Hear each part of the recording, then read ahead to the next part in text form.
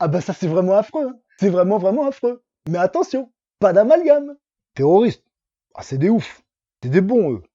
Mais c'est une horreur complète le terrorisme. C'est inhumain, ces barbares ne respectent pas la vie, ils adorent la mort, ce sont des malades. De quoi les attentats? C'est de la légitime défense. Quand il y a vraiment un attentat, hein, parce que la plupart du temps, c'est les sionistes qui sont derrière.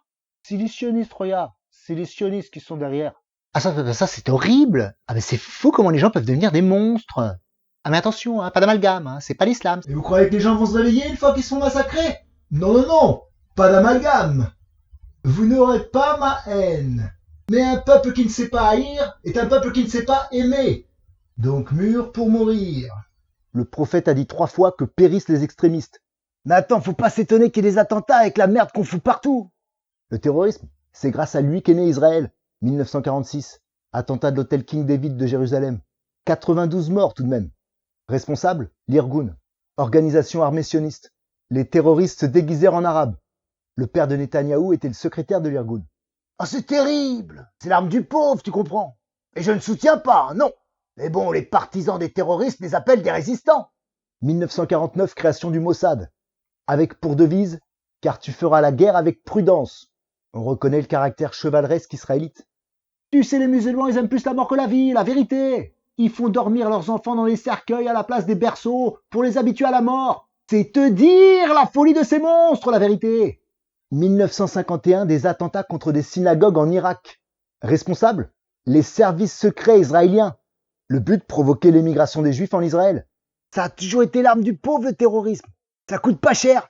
Hein, une bonbonne de gaz, des clous. Juste ça, ça fait déjà pas mal de dégâts. 1954, 9 Égyptiens au service d'Israël commettent des attentats imputés aux islamiques, des attentats qui visent les intérêts américano-britanniques. C'est l'opération Susanna, co-préparée par Shimon Peres, futur Premier ministre d'Israël. Pour nous accuser qu'ils font des attentats, on n'a rien fait. C'est pas nous. Zarma, à chaque fois, ils retrouvent la carte d'identité du terroriste sur place. Enfin, du terroriste, du martyr. Le Bataclan. Bataclan. Un concert de rock sataniste. Ces pauvres enfants de la génération bobo, jeunes, festifs, ouverts, cosmopolites. Mais ce sont des morts vivants, parfaitement. Leurs assassins, ces zombies achichines, sont leurs frères siamois. Mais comment ne pas le voir? C'est tellement évident.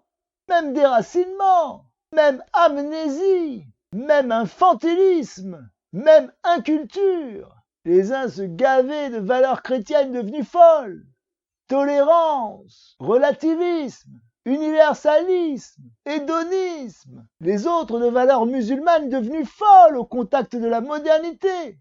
Intolérance, dogmatisme, cosmopolitisme de la haine. Je vous l'ai dit, je crois, j'ai des amis qui sont morts au Bataclan. Eh oui, eh oui. Ah, mais je continue à sortir, hein, je résiste, je vis. Et vous n'aurez pas ma haine. Vous avez vu les images des victimes? Très peu, ça a vite été censuré, effacé. Mais après le Bataclan à Molenbeek, c'était la liesse. Les crouilles exultées, klaxonnées, comme après une victoire de football. Tu sais, les premières victimes des attentats, ce sont les musulmans. Le djihad, c'est la suite logique du parcours du délinquant, la montée en grade.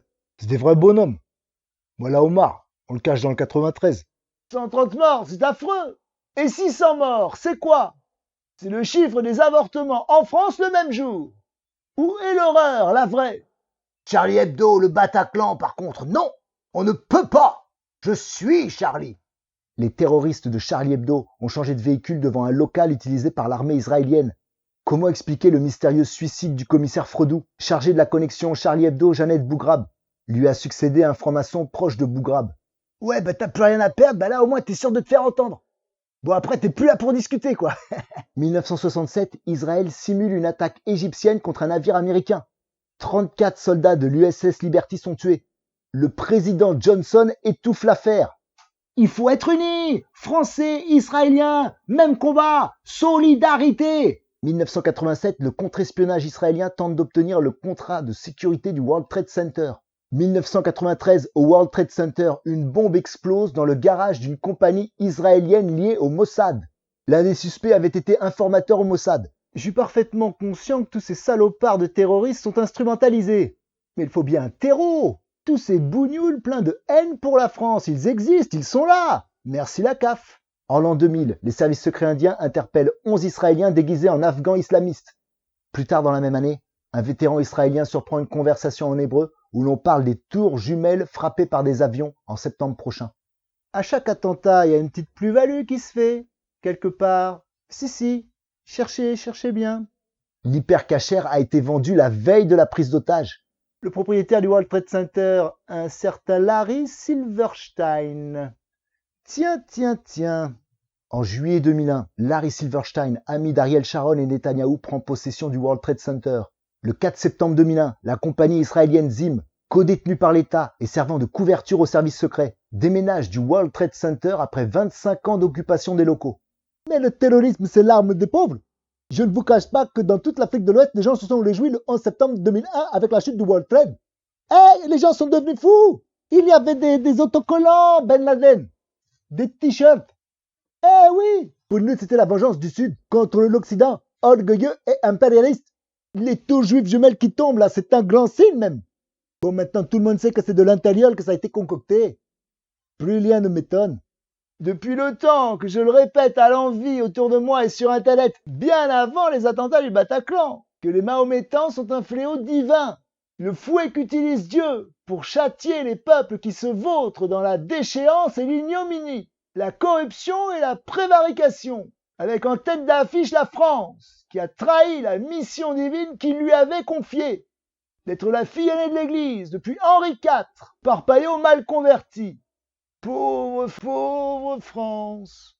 Le 11 septembre 2001 à l'aube, la compagnie israélienne Odigo, basée en Israël et à New York, reçoit des messages électroniques faisant état d'un attentat imminent et de grande ampleur. Le même jour, 5 Israéliens ont été arrêtés alors qu'ils faisaient plein de photos en sautant de joie avec la tour en feu en arrière-plan.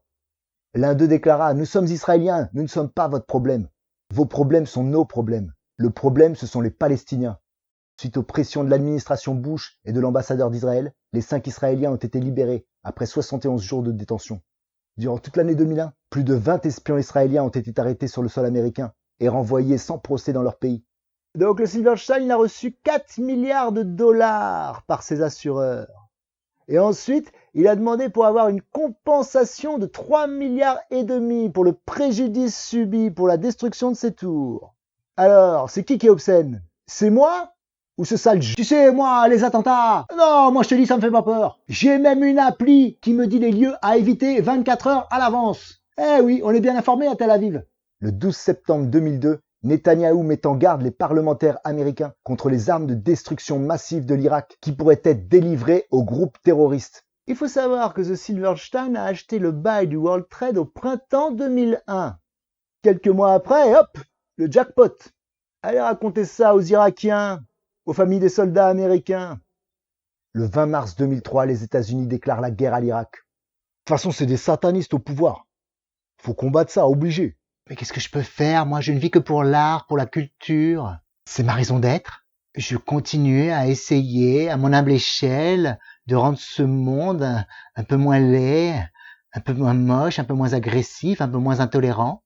C'est la justice immanente et son bras est lourd. Mais sa punition s'abat d'abord sur les pires, sur les piscopies dégueuleurs de Charlie Hebdo, les amateurs de musique dégénérée, les pseudo-créateurs de déchets prétendument artistiques qui insultent la beauté et l'harmonie. Saviez-vous que la famille Twitou, qui possédait le Bataclan depuis 1976, l'a vendu le 11 septembre 2015 avant de partir en Israël? Et puis une fois par siècle, il n'en peut plus de l'ordure dans laquelle se vautrent ceux qu'il avait choisis pour lui être fidèles, et qui depuis plus de 3000 ans sont devenus les pires alliés de Mammon, les instigateurs du mal. Tu sais ce qu'on dit? Pas de justice, pas de paix.